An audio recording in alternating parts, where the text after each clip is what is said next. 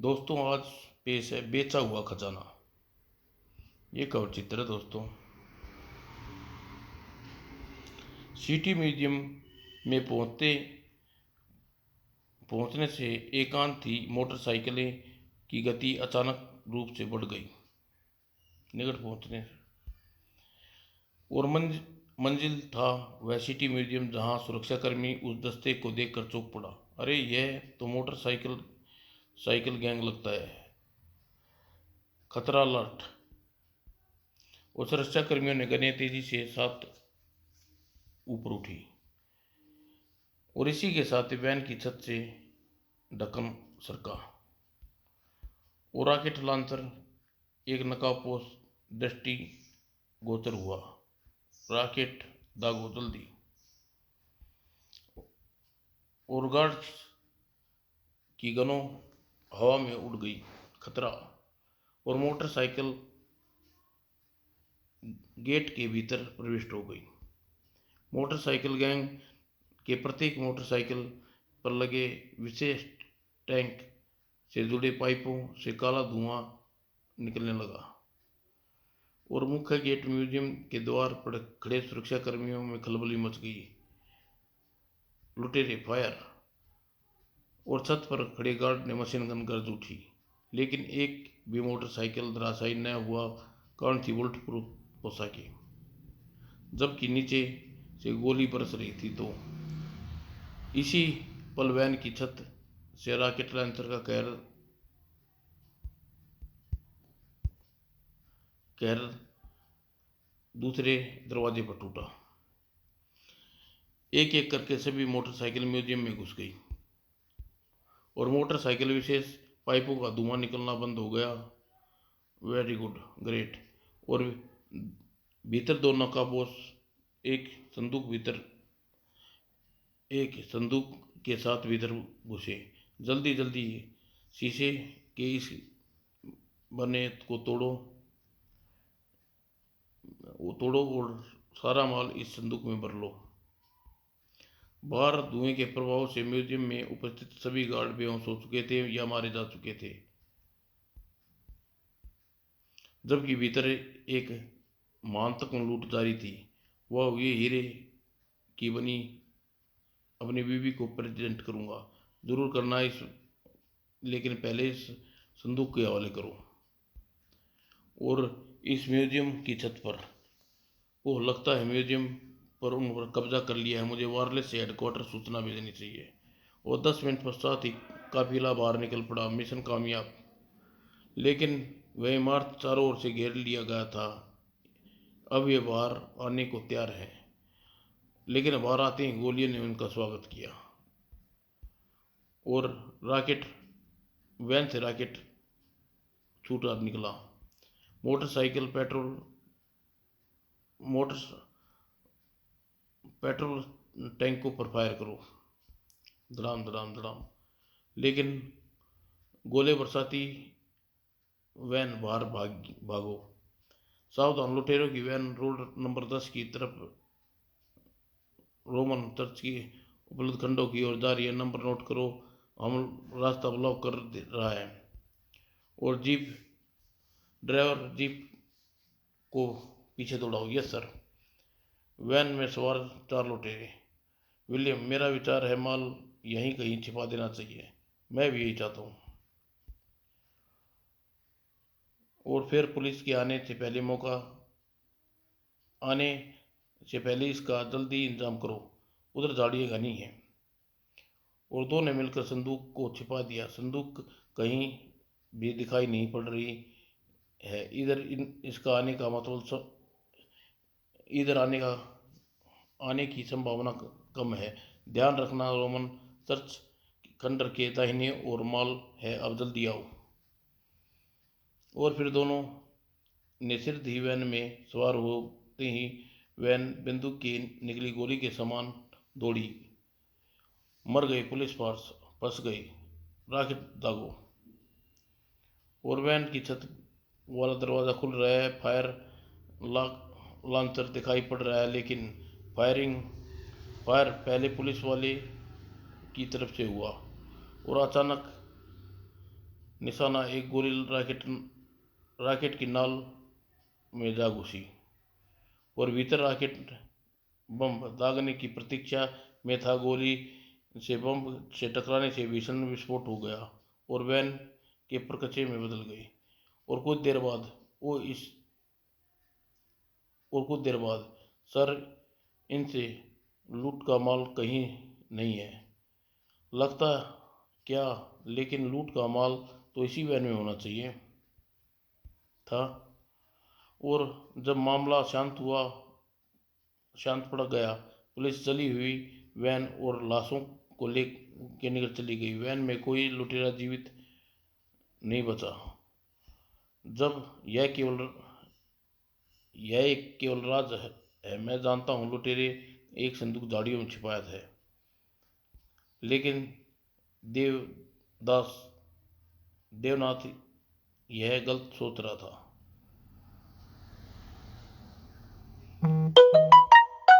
केवल मैं जानता हूँ लुटेरे ने एक संदूक यहाँ झाड़ियों में छिपाया था। अन्याय सी उस पेंटर का दिल जोरों से धड़का। क्या होगा संदूक में? कहीं किसी की लाश तो नहीं, कहीं दौलत तो नहीं? इसे खोल कर देखना चाहिए। हे भगवान, कहीं लाश न हो। संदूक पर ताला लगा था। ताला तो था, लेकिन संदूक खोल डाला और ढक्कन खोलते उसकी आंखें बाहर निकल आई। ये तो पूरा खजाना है, हीरे, पन्ने, मोती, सोने, हार, उप। हे भगवान, कहीं मैं पागल ना हो जाऊं। ये दौलत जिसे पाने के सपने देखते देखते मेरी आंखें पतरा चुकी।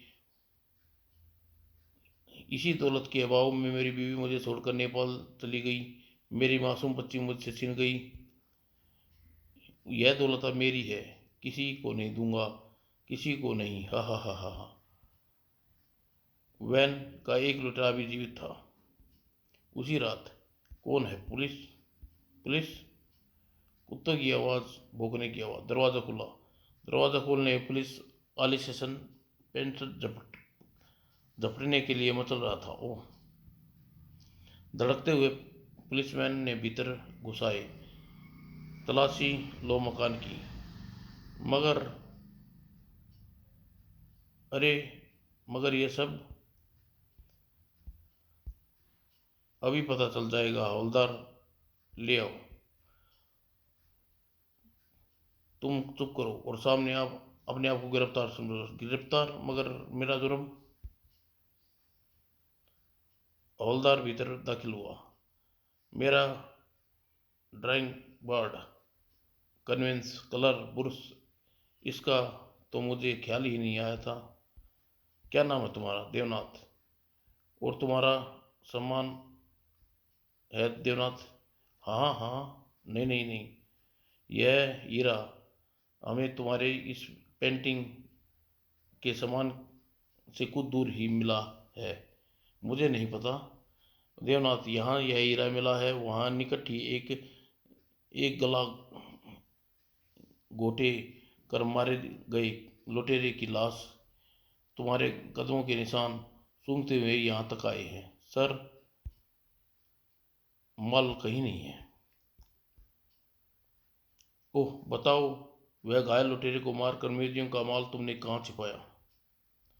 मुझे कुछ नहीं पता, मुझे कुछ नहीं पता। अगर ऐसे नहीं बताओगे तो हवालात में हथकड़ी लगाओ इसे। अब पुलिस के डंडे खाकर ये सब कुछ उगलेगा। चलो, चल कार पर। उसके बाद पुलिस दल चला पड़ा। मुझे छोड़ दो, मैंने कुछ जुर्म नहीं किया। कोई कोई हत्या नहीं की। मुझे किसी माल के बारे में नहीं पता। ओह, थाने में पता चल जाएगा।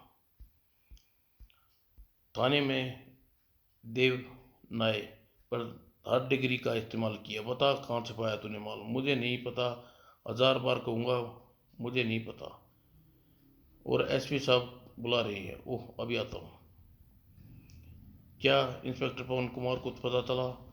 नो सर, कमबख्त तोते की तरह हर बार यही रटे जा रहा है। मुझे नहीं पता, मुझे नहीं पता। इसे रिमांड का समय समाप्त हो चुका है, अब उसे कोर्ट में पेश करना होगा। Okay sir. और कोर्ट में 14 वर्ष की सज़ा सुना दी गई। देवनाथ, तुम अपनी जिंदगी के 14 वर्ष तबाह करने पर क्यों तुले हो? तुम अपनी सजा से बच सकते हो। बता दो लूट का माल कहाँ है, छिपाया है। लुटेरे की हत्या का इल्जाम से भी तुम्हें बचा लूंगा। मुझे कुछ नहीं पता, ले जाओ इसे। और देवालय को जेल की गाड़ी में बैठा दिया गया। इसे ज़्यादा जटिल इंसान मैंने आज तक अपनी ज़िंदगी में नहीं देखा। शायद उसे माल का मज़ा 14 वर्ष माल लूटने के चक्कर में है, लेकिन तब तक इसका पीछा नहीं छोड़ूंगा जब तक ये लूट का माल को इसकी 7 पुश्तें भी बरामद करके रहूँगा। वो 14 वर्ष तक श्रम को मजदूर 14 वर्ष तक श्रम सजा भुगतने के लिए जेल आ गया। वह दौलत मैंने अपने लिए नहीं छिपाई। उस दौलत मैं अपनी नहीं, अपने परिवार के लिए सारी खुशियाँ खरीद लूँगा, चाहे इसके लिए मुझे 14 वर्ष से इंतज़ार क्यों न करना पड़े। और समय पंख लगाकर उड़ता जा रहा था। देवनाथ शांति से अपनी सज़ा समाप्त करने इंतज़ार कर रहा था। और जेल में उसका स्वभाव बड़ा ही मुग्ध था, अतः जेलर उससे प्रभावित हो गया। देवनाथ, तुम तो यकीन नहीं होता कि तुम जैसे व्यक्ति भी कोई जुर्म कर सकता है। वक्त बड़ा बलवान होता है जेलर साहब, और सब कुछ उसके हाथों की कठपुतलियाँ हैं। और खाली समय में देवनाथ पेंटिंग बनाता और में खो जाता। वाह भाई वाह, यार तुम तो वाकई बड़े आर्टिस्ट हो। बुर्श चलाने वाले हाथ जुर्म कैसे कर सकते? नसीब अपना अपना। पेंटिंग के लिए बार्ड, ड्राइंग बोर्ड और कैनवस आदि की व्यवस्था जेल के देवनाथ को करवा दी थी। और 10 साल देखते ही देखते बीत गए। जल्लर जर्जर होकर रह गया। एक दिन, अरे देवनाथ, तुम्हें तो तेज बुखार है। आह, मेरी सांसें उखड़ रही हैं। जेलर साहब, मैं बचूंगा नहीं। मरने से पहले आपसे कुछ कहना चाहता हूँ। आह, कहो, तुम घबराओ नहीं, कुछ नहीं होगा। मैं डॉक्टर को आकर चेक करेगा लेगा। नहीं जेलर साहब, मेरे पास वक्त बहुत कम है। क्या कहना चाहते तुम?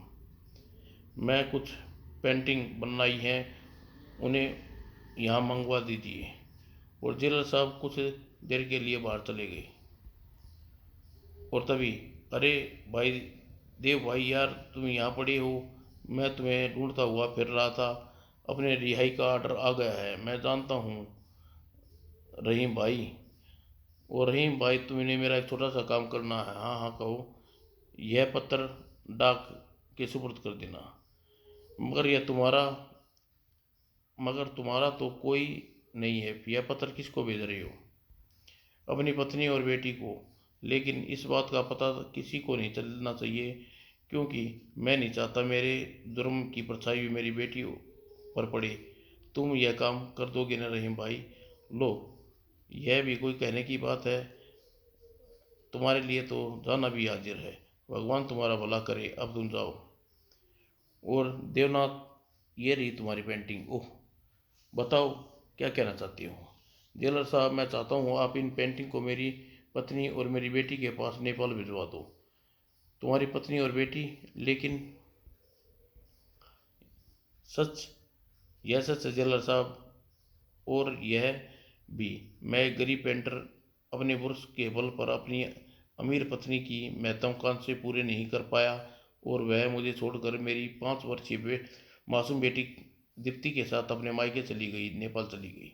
वादा कीजिए जेलर साहब, आप ये पेंटिंग मेरी मौत के बाद आप उन तक पहुंचा देंगे। और इंस्पेक्टर कुमार ने अब एसपी हो चुका था, और यह खबर सुनकर उछल पड़ा। ओह, देवनाथ की बीवी और बच्चे भी हैं। ओ माय गॉड, यह बात मुझे 10 वर्ष पहले मालूम पड़ जानी चाहिए थी। और सर, मरने से पहले देवनाथ ने कुछ पेंटिंग अपनी बीवी और बेटी के पहुंचाना चाहते हैं। मैं उन इस काम में का पूरा करने का वचन दिया हूँ। कहीं वह लूट का सारा सामान माल नेपाल तो नहीं पहुंचा दिया। यह सूचना के लिए बहुत बहुत शुक्रिया जेलर साहब, लेकिन अगर आपको कोई आपत्ति न हो तो यह काम मैं कर दूं। ओह, वाई नॉट। मेरा ख्याल है कि आप लूट का माल की तलाशी नेपाल में भी करना चाहते हैं। जी हाँ जेलर साहब, जबकि मैं जानता हूँ कि लूट का माल किसी तरह नेपाल पहुँच भी गया हो तो अब तक बचा नहीं रह गया होगा, लेकिन मैं यह साबित करके रहूँगा कि लूट का माल था और देवयान पेंटर ने ही के पास था। बड़े शौक से साबित कीजिए, लेकिन मुझे इजाज़त दीजिए। ओह। और अगले दिन की फ्लाइट पे एसपी कुमार नेपाल पहुंच गए। टैक्सी नेपाल और होटल काठमांडू में रुका और फ्रेश होने के बाद टैक्सी द्वारा उस पते पहुंचा। यह पता है, क्या पता 10 सालों में उसकी बीवी और बेटी कहीं और जा बसे हों। और काल बेल दबाई और नेपाली प्रकट हुआ। कहिए क्या काम है? मुझे मिसिस देवनाथ और उसकी बेटी दीप्ति से मिलना है। वही देवनाथ जो इंडिया में रहता है। ओह, उसका बीवी, मगर बच्ची यहीं रहता था। मगर दुर्भाग्य की मार, बच्ची का नाना कार में एक्सीडेंट में मर गया। उसका माँ भी बहुत घायल हुआ। इलाज में बहुत खर्चा हो गया साहब, लेकिन फिर भी वह न बच सकी। फिर उसकी बेटी दीप्ति कहाँ गई, उसका कोई पता नहीं अपन को साहब। और फिर 1 घंटे पश्चात एक साधारण सी बस्ती में पहुंचा। यहाँ रहती है दीप्ति, लगता है मेरा शक निराधार है।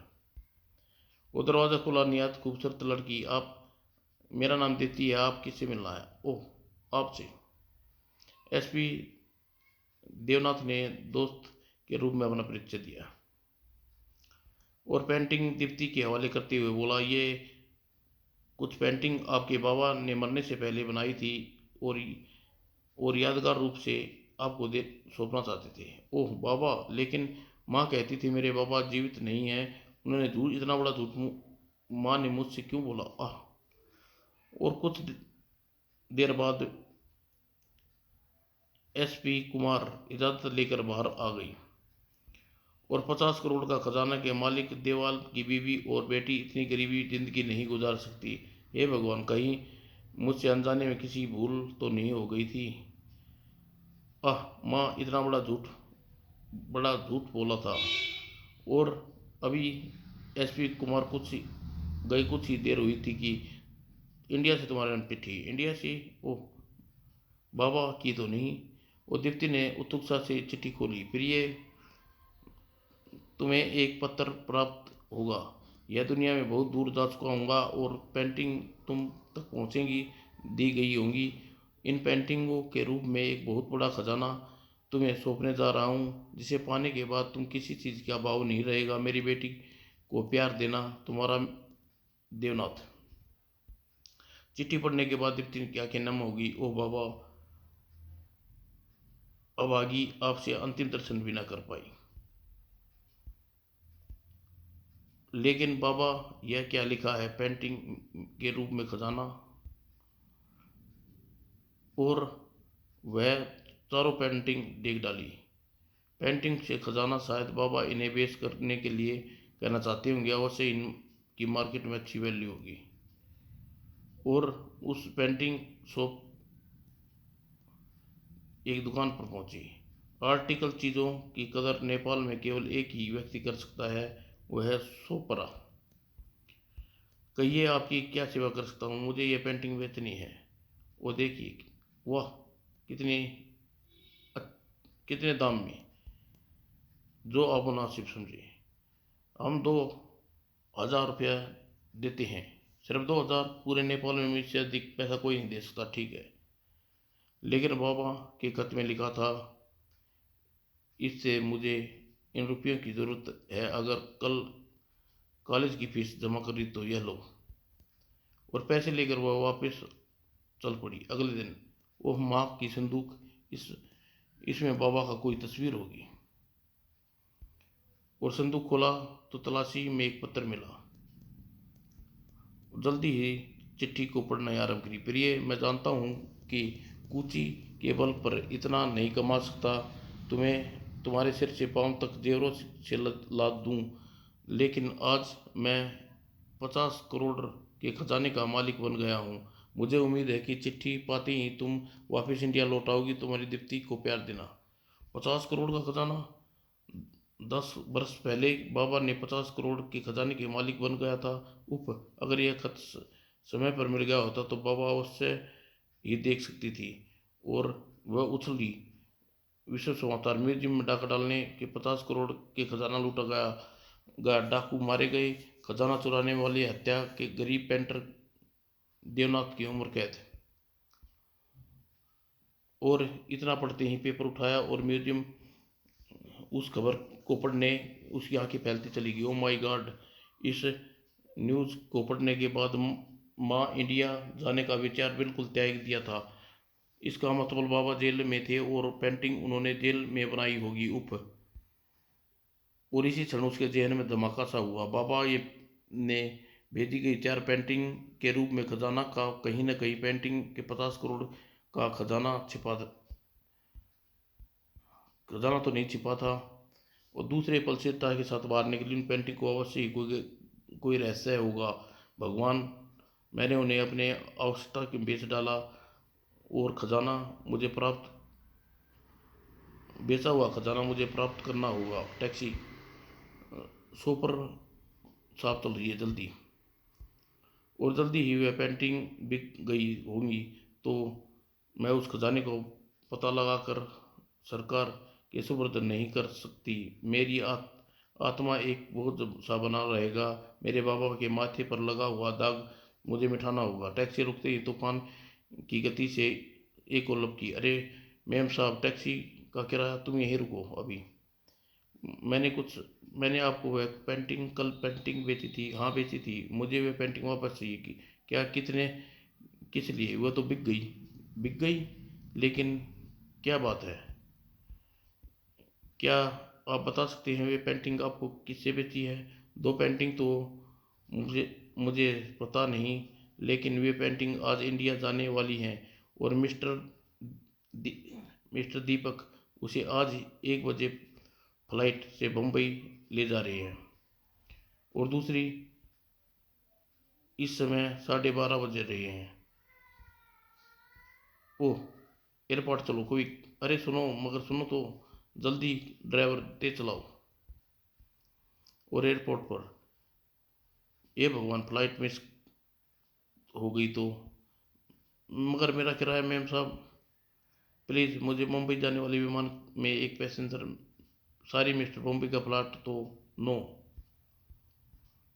अचानक कुछ सोचती हुई बड़बड़ा उठी। इंडिया में मिस्टर दीपक को खोजा जा सकता है, लेकिन पहले बाकी की 3 पेंटिंग की तलाश नेपाल में करनी होगी। और शायद शॉपर एक पेंटिंग के बारे में मुझे बताना चाहता था। ड्राइवर चलो।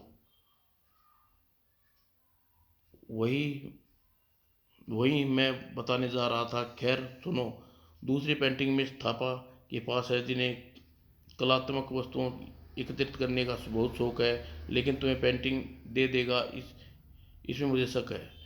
उसे देनी ही होगी हर कीमत पर। और करीब 1 घंटे पश्चात, क्या क्या आप मिस्टर थापा हैं? कहिए, मैं आपकी क्या सेवा कर सकता हूँ? मेरी मेरा नाम दीप्ति है। मुझे एक पेंटिंग चाहिए थापा, जो थोपर किलियर से खरीदी लाए थे।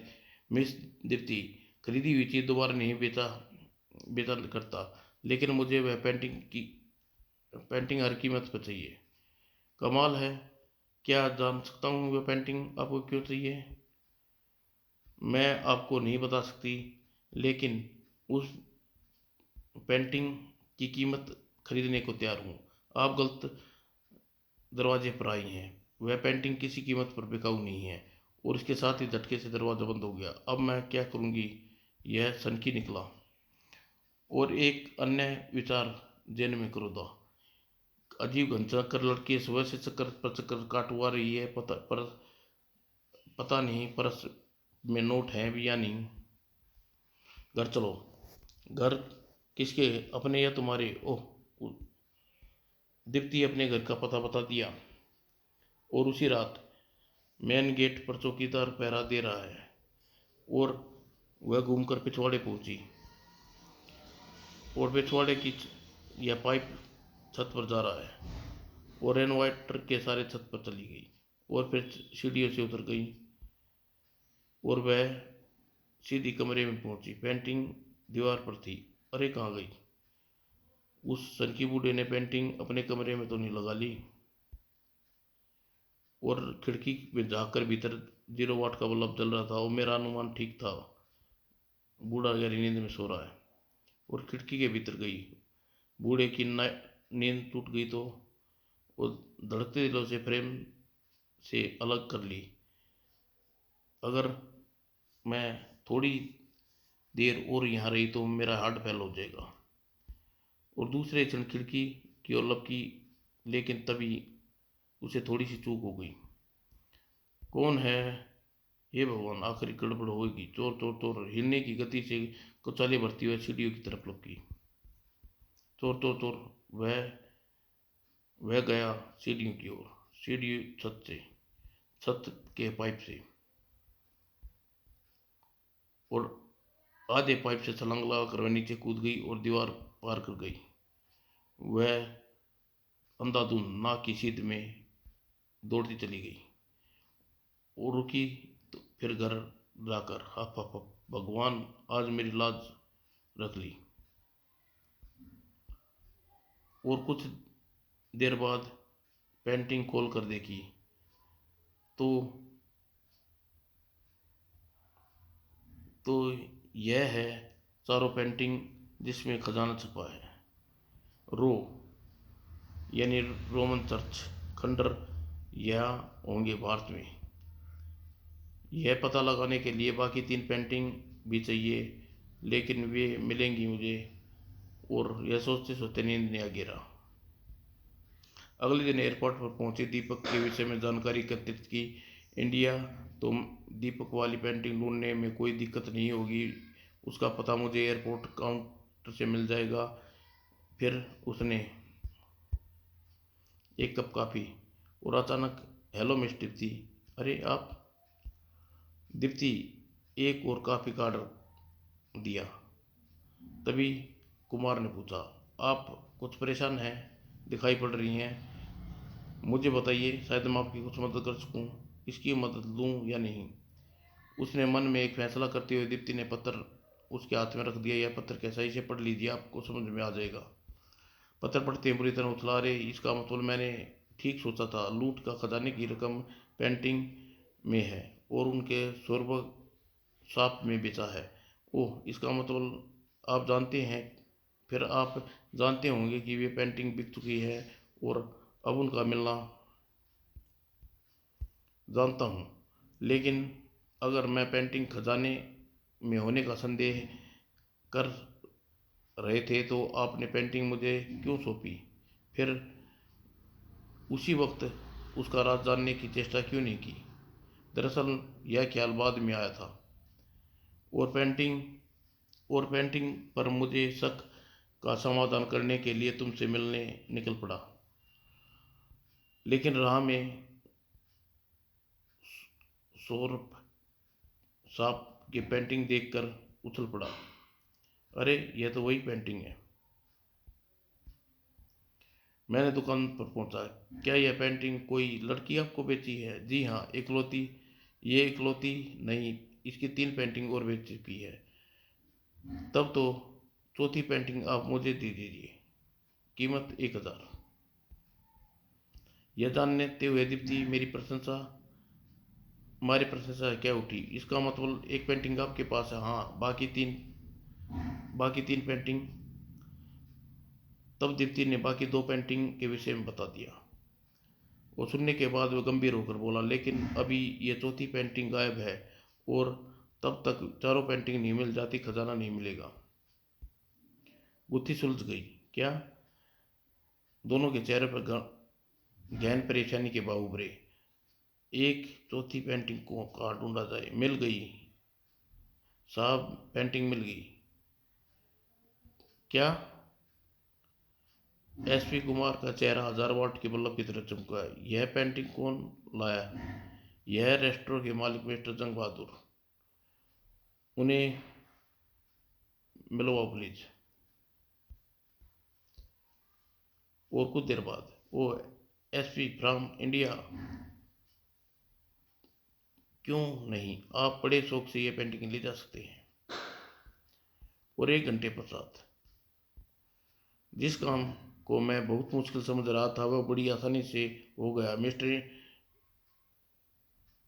इंडिया में चौथी पेंटिंग प्राप्त करने के बाद हम खजाना जान सकते हैं। अबे, अब बम्बई सांताकुंज एयरपोर्ट पर एक फ़ोन घुमाना है और बाद में 3 बजे फ्लाइट से इंडिया की ओर कूद कर गए। और भारत पहुंचकर दीपक वाली पेंटिंग हासिल करने में उसे कोई दिक्कत ना हुई। और फिर एसपी कुमार बंगले पर। ये हैं चारों पेंटिंग जिससे 50 करोड़ के खजाने का राज छिपा है, लेकिन मेरे पल्ले कुछ नहीं पड़ा। सो तो इनमें से इन्हें समझने की कोशिश करते हैं। और पेंटिंग नंबर 1 यह दर्शाती है कि घटना को जब लूट का माल वैन में ग्रस्त हुई तो वहाँ तुम्हारा बाबा पेंटिंग का सामान मिला और लूट का माल गायब। सड़क दुर्घटना। और पेंटिंग नंबर 2 यह रोमन खंडर की दुर्घटना। रोमन खंडर यानी रोमन चर्च का खंडर। और पेंटिंग नंबर 3 जिसमें भारत का यह नक्शा बनाया हुआ है, ये खंडर कहाँ है? ये खंडर कहाँ है? दिल्ली में, यानी रतन नगर में, यानी वर्तमान में। हाँ, वर्तमान में यह जगह समय चल रहा है। और पेंटिंग नंबर 4 जिसमें एक तालाब स्पष्ट है दिखाया गया है और बीच में एक शब्द रखा है, पानी वर्तमान। इसका मतलब यही हमें ढूंढना है। तुम्हारे बाबा ने यह पहली पहली बनाई, तुम्हारे लिए बनाई है। दीप्ति ने दिमाग के घोड़े दौड़ाए। सड़क दुर्घटना, रोमन चर्च, खंडर, दिल्ली, रमन नगर, वर्तमान। इससे पहले तो यही लगता है बाबा खजाना रतन नगर की रोमन चर्च के खंडर में स्थान पर छिपाया है, जहाँ जब भी वैन दुर्घटना हुई। तुम सही जा रही हो, लेकिन फिर भी वर्तमान वर्तमान ऐसी तो नहीं। खजाना वर्तमान में भी वही है जहाँ कल था, लेकिन इतना बड़ा खजाना किस हिस्से में है, इसका पता कैसे चलेगा? सोचो, दिमाग लड़ाओ। यह प्रश्न का उत्तर मिलना बेहद आवश्यक है। उत्तर पेंटिंग में है जिस तक हमारी निगाह नहीं पहुंच रही। एक बार फिर इस पहेली को पेंटिंग में स्पष्ट करता हूँ। दीप्ति ने गंभीरता से पेंटिंग में डूब गई।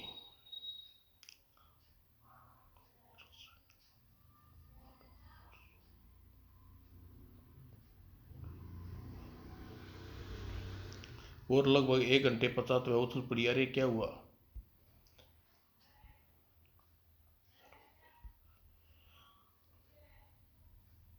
दूसरे ही पल दीप्ति पेंटिंग को उलट पलट ने रख ली। अभी पता तो लगेगा। और दीप्ति, मुझे कुछ मुझे भी बताओ, आखिर कर क्या रही हो तुम? और सभी पेंटिंग को उल्ट कर रखने के बाद गौर से देखिए सरोवर।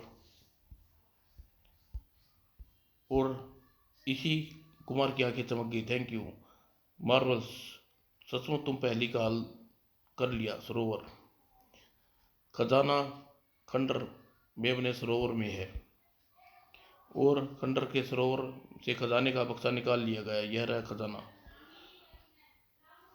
लेकिन मुझे अफसोस है मिस दीप्ति, जिसे खजाने के लिए तो देव ने सारी जिंदगी काल कोठरी में गुजार दी, वह अपने आप को नहीं मिलेगा। सरकार की अमानत आज 10 साल बाद आज पहले मेरा जो केस अधूरा रह गया था वह पूरा हुआ। आप कल का इंस्पेक्टर आज एसपी बन गया। 10 साल पूर्व देवालय में गिरफ्तार किया था। ओह, लेकिन मुझे ज़रा दिलचस्पी नहीं है एसपी साहब। इसी दौलत की हवस ने मेरी माँ बाप को मुझसे जुदा किया। मेरा आज मेरा कोई नहीं है। कौन कहता है आज कोई नहीं है? आज से तुम मेरी बहन हो, मुंह बोली बहन। भैया थैंक यू। और दीप्ति ने खुशी के आंसू निकलाए। समाप्त दोस्तों।